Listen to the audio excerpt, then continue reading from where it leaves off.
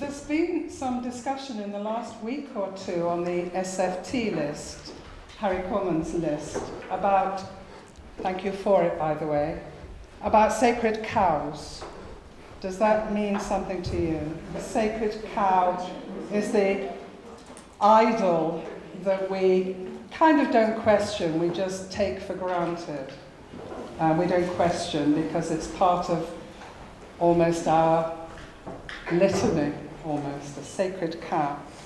And we want to investigate one of the sacred cows, one of the mantras that we tend to use in solution focus. Find what works and do more of it. And I'm just going to spend a moment or two talking about the history of this.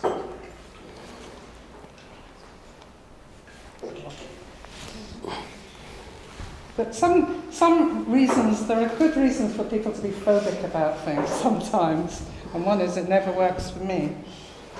The Mental Research Institute, building on the work of Erickson, Bateson, all sorts of people, came up with this threefold summary of the kind of work that they were doing. And we went to be trained at the MRI in, I think it was 1994, where we learned these three things. First of all, don't fix what isn't broken. But then secondly, stop doing what doesn't work. And then thirdly, find what works and do more of it. And the MRI had a strong feeling that the reason why people were in difficulties was because they kept doing things that didn't work. And then came up, the next slide please. And then along came the genius of Steve DeShazer and Insoo Kim Berg, who just flipped 2 and 3 together. No, let's not spend our time trying to stop doing what doesn't work. It's not very productive, people fight back, it's not always very useful.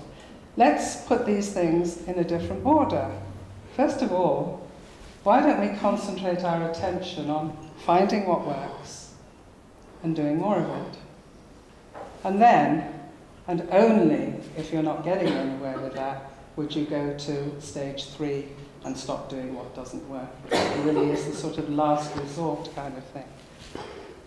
That was their genius. Next. Now, this is the sort of sacred cow, the mantra bit in it. Is that really all there is to it? And when we look at some of the more recent work, especially the work done by Grief, we're beginning to wonder.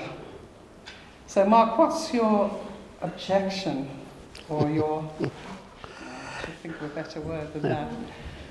What do you think our attention should be on now? Well, first of all, let's look at this handy shorthand. And as a handy shorthand, it's very catchy. I quite like it. The first part, don't fix what isn't broken, is a good injunction to be careful with who thinks something needs fixing. And of course, our clients need to know what they want to work on and improve. And we take their word for that. And then find what works and do more of it. It's both a way of talking about what we do with our clients, and it's also a way of talking about what we do ourselves. So you could say that we're helping our clients to find what works for them and do more of it. It's a kind of summary. But also, when we're engaging with a client, we're trying to find what works with that client. And then the third part of that, stop doing what doesn't work and do something different. That's, again, advice for our clients in some way. And it's advice for us. If we're doing something that is, pissing the client off, or generally not getting very far, then it's a good thing for us to remember to stop doing what doesn't work and do something different. So here's the thing. First of all, are we really helping our clients to find what works for them? At some level, yes, but in other ways, no. When people see that statement, they occasionally say, so it's just about finding what has worked in the past, is it? Because you might assume from this statement that that's what we do. And I've seen that happen, where the client, my coaching client, sort of is talking about something that worked in the past, and suddenly say, right, of course, that's it. I'll do that again. Aha. Yes. Ding. I've got something that works. I'll do more of it. Thank you very much. The end. Now, but that happens no more than one time in 100, I would say. Is it really like that? Here's something that works. I'll do more of it. I'll come back to what I think it's more like in a minute. But the third part of this also, how often, as a solution-focused practitioner, do I find myself using option 3? And Jenny and I used to run open public consultation sessions with real clients and an audience, and if you were there in Cheltenham, where we lived at the time, you could come in and sit in the audience, and we kept doing these things, and I kept recording them, thinking one time something interesting will happen. Right, and the usual stuff, right, as the usual stuff won't work, and we'll have to do something imaginative and creative and interesting and funky and sexy and, publishable and etc. And it never happened. We did the same old stuff of find a common platform or project, talk about in some combination what will things be like when this is happening, what's already happening that connects with that, maybe some complementing and a little bit of small action talk, and they go away happy and excited and wanting to get on with it. And it never happened that we needed to stop doing what worked and do something different. So I think that both of these statements are a bit questionable.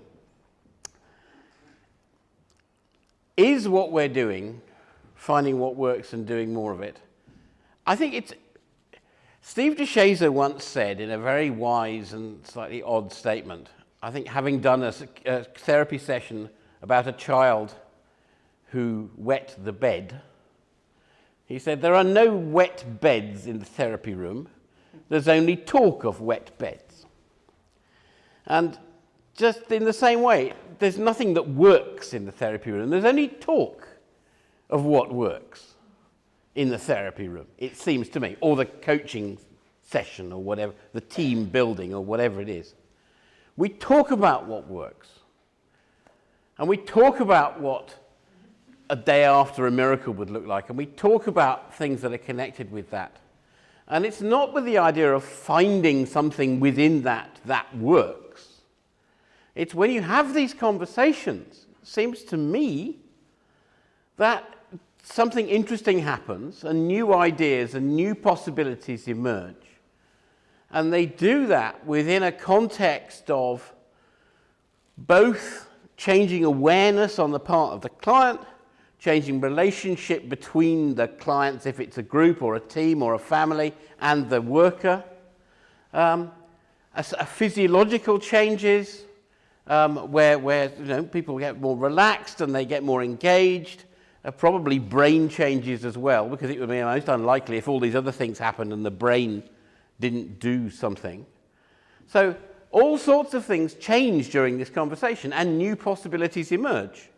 And we traditionally have then focused on, at the end of a session, sort of asking people, well, what small steps do you think you might like to take next? And they usually have no difficulty in telling us some small next steps that seem to make sense now, that didn't make sense at the beginning of the conversation.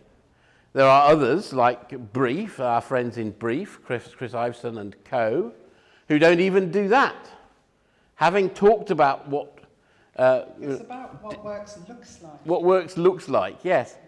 describing it in tiny, tiny, tiny, tiny, tiny detail, the actions and options and possibilities seem to be all there anyway, and asking for them is just a sort of extra step that you don't need to do. So we want to question this idea of the simple, snappy, find what works and do more of it.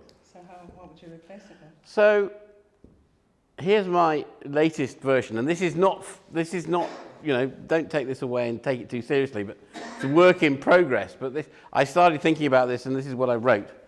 Don't fix what isn't broken, number one. I think that's still a great starting point. A great reminder for us to be careful about what might be broken and who wants it fixed, and not make our own minds up about that. Oh, that needs fixing. But to be respectful, to ask our clients, and work with what they are interested in. Second, talk about what works looks like in detail, in the future, the past, and the present. How would it be in the future when things are working with regard to the thing that we're trying to fix or trying to work on? What are things like in the past when things have worked? What is happening now that gives us a sense that things might work? And this is not about not with the idea of identifying what works. It's the idea of having a conversation that does all these interesting things. Which in itself means experiencing part of it. Experiencing part of it, and in some sense, a changed experience in the conversation. There's an interesting conversation at the moment, I think it's on Harry Corman's SFT list, about does change happen outside the therapy room or inside? And maybe this is a false dichotomy. There are those who say, no, all change happens outside the therapy room, and there are others, like Janet Bavelas, I think, who would say, no, it happens in the therapy room, and we must look very closely at what happens in the therapy room with things like microanalysis. And of course, Harry's very involved in that. So, and then the third part is, this is what I find actually, rather than this, if it's not working, stop it and do something different, which never happens. This is something that I have that might actually be more useful as a reminder. If it's not working, this is to the practitioner. Go back to the platform. Go back to the contract. Go back to the common project. What is it we're trying to do here? Because if we're having we're trying to have conversations about what works looks like, and it's not going anywhere, the usual thing is because it's not connecting with what the client sees as relevant. And there are all sorts of reasons that might happen accidentally, beyond aside of practitioner incompetence, obviously. So it's a joke. Not a very good one, obviously. But, I always say, when I start my SF trainings, the first slide I put up is a slide that says change is happening all the time. And while we're having these conversations, change is happening right there and right now in all sorts of unpredictable ways. And there are some times when, in my experience, after a few minutes of conversation, your client revises what they want. But if you don't notice that and don't inquire after it, and they don't tell you, then you end up going off down the wrong, a not so useful road.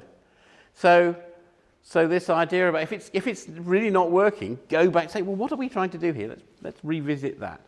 And this idea of the common project that Harry writes about is I think a key piece of this. Okay, that's it. Sacred Cow revisited. Done. Thank you. Done. Yeah.